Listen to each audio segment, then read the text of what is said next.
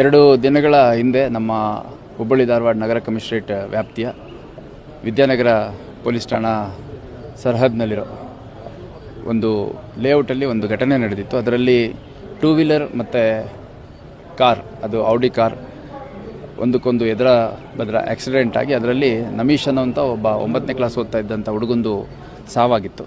ಆ ನಂತರದಲ್ಲಿ ಪರಿಶೀಲನೆ ಮಾಡಿದಂಥ ಸಂದರ್ಭದಲ್ಲಿ ನಮಗೆ ಕಂಡು ಬಂದದ್ದು, ಅವರು ರೀಲ್ಸ್ ಮಾಡೋವಂಥ ಒಂದು ಕೆಲಸಕ್ಕೆ ಮುಂದಾಗಿ ಬೈಕ್ ಮತ್ತು ಕಾರ್ ಎದುರಂಬದ್ರ ಬಂದಾಗ ಯಾವ ರೀತಿ ಆ್ಯಕ್ಷನ್ ಸೀಕ್ವೆನ್ಸ್ ಇರುತ್ತೆ ಅನ್ನೋಂಥದ್ದನ್ನು ಮೊಬೈಲಲ್ಲಿ ಶೂಟ್ ಮಾಡಬೇಕಾದ್ರೆ ಆ ಒಂದು ಆಕ್ಸಿಡೆಂಟ್ ಆಗಿ ಅಲ್ಲಿ ಸಾವಾಗಿದ್ದು ನಮಗೆ ಗಮನಕ್ಕೆ ಬಂದಿತ್ತು. ಅದಾದಮೇಲೆ ಮೃತ ಹೊಂದಂಥ ಅವರ ಪೋಷಕರ ಕಡೆಯಿಂದ ನಾವು ಕಂಪ್ಲೇಂಟನ್ನು ತೊಗೊಂಡಿದ್ವಿ.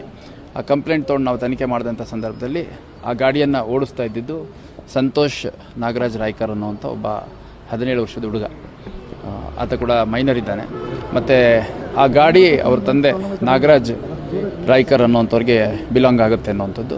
ಮತ್ತು ಈ ರೀತಿ ಘಟನೆ ನಡೆದಂಥ ಸಂದರ್ಭದಲ್ಲಿ ಕಾನೂನಲ್ಲಿ ಅವಕಾಶ ಇರುವಂಥದ್ದು, ಮೈನರ್ಸ್ ಏನಾದರೂ ಗಾಡಿ ಚಾಲನೆ ಮಾಡ್ತಾಯಿದ್ರು ಅಂದರೆ ಅದರ ಯಾರು ಪೋಷಕರು ಇರ್ತಾರೆ ಮತ್ತು ಆ ಗಾಡಿ ಓನರ್ ಯಾರು ಇರ್ತಾರೆ ಅವ್ರು ಜವಾಬ್ದಾರರಾಗ್ತಾರೆ ಅನ್ನೋವಂಥದ್ದು. ಅದರ ಹಿನ್ನೆಲೆಯಲ್ಲಿ ಸಂತೋಷ್ ನಾಗರಾಜ್ ರಾಯ್ಕರ್ ಆ ಹುಡುಗನ್ನ ಮತ್ತು ಅವ್ರ ತಂದೆ ನಾಗರಾಜ್ ರಾಯ್ಕರ್ ಇಬ್ಬರೂ ನಾವು ವಶಕ್ಕೆ ತೊಗೊಂಡು ನಿನ್ನೆ ವಿಚಾರಣೆ ಪಡಿಸಿ ಅವ್ರನ್ನ ದಸ್ತಗಿರಿ ಮಾಡುವಂಥದ್ದು ಮಾಡಿದ್ದೇವೆ. ಪ್ರಕರಣ ಏನಿದೆ ಫಿರ್ಯಾದಿದಾರರು ಕೊಟ್ಟಿದ್ದು ಮತ್ತು ನಮ್ಮ ತನಿಖೆಯಲ್ಲಿ ಕಂಡು ಬಂದದ್ದು 105 BNS ಅಂತ, ಈ ಹಿಂದೆ 304 IPC ಅಂತಿತ್ತು. ಅಂದರೆ culpable homicide not amounting to murder ಅಂತ. ಅಂದರೆ ಈ ಒಂದು ಕೃತ್ಯ ಒಂದು ಕೊಲೆ ಪ್ರಕರಣಕ್ಕೆ ಸಮಾನವಾದ್ದು, ಆದರೆ ಕೊಲೆ ಮಾಡೋ ಉದ್ದೇಶ ಹೊಂದಿರೋದಿಲ್ಲ ಅನ್ನೋಂಥದ್ದು ಈ ಒಂದು ಸೆಕ್ಷನ್ಗಳಲ್ಲಿ ಇರುವಂಥದ್ದು. ಯಾಕಂದರೆ ಅಪ್ರಾಪ್ತ ಬಾಲಕರು ಗಾಡಿ ತೊಗೊಂಡು ಹೋದಂಥ ಸಂದರ್ಭದಲ್ಲಿ ಅಲ್ಲಿ ಅಪಘಾತ ಆಗಿ ಅದು ಸಾವಾಗುತ್ತೆ ಅನ್ನುವಂಥದ್ದು ಎಲ್ಲರಿಗೂ ಗೊತ್ತಿರುವಂಥ ವಿಷಯ. ಅದೇ ರೀತಿ ಅಜಾಗರೂಕತೆಯಿಂದ ವಾಹನ ಚಲಾಯಿಸಬಾರ್ದು ಅನ್ನುವಂಥದ್ದು ಎಲ್ಲರಿಗೂ ಗೊತ್ತಿರುವಂಥ ವಿಷಯ. ಅಷ್ಟಾಗಿಯೂ ಕೂಡ ಈ ಒಂದು ಘಟನೆ ನಡೆದಿತ್ತು. ಭಾಳ ಅನ್ಫಾರ್ಚುನೇಟ್ ಇನ್ಸಿಡೆಂಟ್. ಹುಡುಗ ಒಬ್ಬನೇ ಮಗ ಇದ್ದ ಅನ್ನುವಂಥದ್ದು, ಇನ್ನೊಂದು ಹೆಣ್ಮಗು ಇದ್ದು ಅನ್ನುವಂಥದ್ದು. ಇಬ್ಬರು ಮಕ್ಕಳಲ್ಲಿ ಇದ್ದಂಥ ಒಬ್ಬ ಮಗ ತೀರ್ಕೊಂಡಿದ್ದಾನೆ. ನಮಗೂ ಕೂಡ ನೋಡಿದಂಥ ಸಂದರ್ಭದಲ್ಲಿ ಭಾಳ ಬೇಸರ ಆಗಿತ್ತು. ಅದಾದಮೇಲೆ ಕಾನೂನಲ್ಲಿ ಏನು ಅವಕಾಶ ಇದೆ ಆ ಪ್ರಕಾರ ಇಬ್ಬರೂ ವಶಕ್ಕೆ ತೊಗೊಂಡು ವಿಚಾರಣೆಗೊಳಪಡಿಸಿ ಅರೆಸ್ಟ್ ಮಾಡಿದ್ದೇವೆ.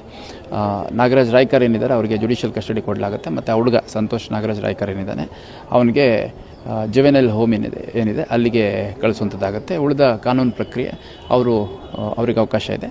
ಮತ್ತು ತನಿಖೆಯನ್ನು ಉತ್ತಮ ರೀತಿಯಲ್ಲಿ ಎಲ್ಲ ಸಾಕ್ಷ್ಯಾಧಾರಗಳನ್ನು ಒಳಗೊಂಡಂತೆ ಪೂರ್ಣ ಮಾಡಿ ನಾವು ಅಂತಿಮ ವರದಿಯನ್ನು ನ್ಯಾಯಾಲಯಕ್ಕೆ ಸಲ್ಲಿಸುವಂಥ ಕೆಲಸ ಮಾಡ್ತೀವಿ. ಈ ಮುಖಾಂತರ ನಾನು ಎಲ್ಲ ಪೋಷಕರಿಗೂ ಮತ್ತು ಎಲ್ಲ ನಾಗರಿಕರಿಗೂ ಮನವಿ ಮಾಡುವಂಥದ್ದು, ಅಪ್ರಾಪ್ತ ಬಾಲಕಿಯರಿಗೆ, ಅಪ್ರಾಪ್ತ ಮಕ್ಕಳಿಗೆ ವಾಹನವನ್ನು ಚಲಾಯಿಸಲಿಕ್ಕೆ ಯಾವುದೇ ಕಾರಣಕ್ಕೂ ಕೊಡಬಾರ್ದು.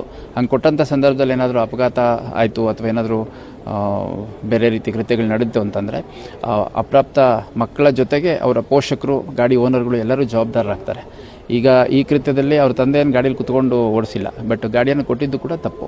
ಆ ಮಗ ಅವ್ರ ತಂದೆ ಅವರ ಗಮನಕ್ಕೆ ತಂದಿದ್ನೋ ತಂದಿಲ್ಲ ಅದೆಲ್ಲ ನಂತರದಲ್ಲಿ ಕೋರ್ಟಲ್ಲಿ ಅವ್ರು ಪ್ರೂವ್ ಮಾಡ್ಕೋತಾರೆ. ಆದರೆ ಈಗ ಮಗ ಓಡಿಸಿ ಅಲ್ಲಿ ಯಾರನ್ನೋ ಕೊಲೆ ಮಾಡಿದ್ದಕ್ಕೆ ಇವಾಗ ತಂದೆ ಅರೆಸ್ಟ್ ಆಗುವಂಥ ಸಂದರ್ಭ ಬಂತು.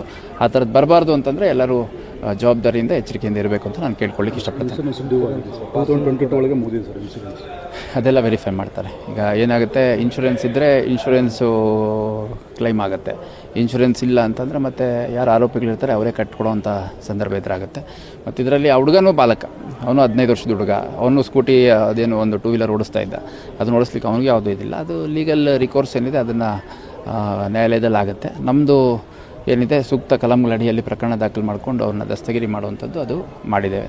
ಸೊ ಇದೊಂದು ಎಚ್ಚರಿಕೆ ಗಂಟೆ ರೀತಿಯಲ್ಲಿ ಎಲ್ಲರೂ ತಗೋಬೇಕು. ಯಾಕಂದರೆ ತಮ್ಮ ಮಕ್ಕಳು ಮಾಡೋ ಕೆಲಸಕ್ಕೆ ನಾಳೆ ದಿನ ಪೋಷಕರು ಅರೆಸ್ಟ್ ಆಗೋದು, ಜೈಲಿಗೆ ಹೋಗುವಂಥ ಸಂದರ್ಭ ಬರಬಾರ್ದು ಅಂತಂದರೆ ತಮ್ಮ ಮಕ್ಕಳು ಯಾವ ಗಾಡಿ ಓಡಿಸ್ತಾರೆ, ಅವ್ರಿಗೆ DL ಇದೆಯಾ ಇಲ್ಲೋ ಎಲ್ಲದನ್ನು ಪರಿಶೀಲನೆ ಮಾಡಬೇಕು ಅಂತ. ಎಲ್ಲದಕ್ಕಿಂತ ಮುಖ್ಯವಾಗಿ ಅಮಾಯಕ ಮಕ್ಕಳು ಸಾಯಬಾರ್ದು ಅನ್ನುವಂಥದ್ದು ನಮ್ಮ ಕನ್ಸರ್ನ್.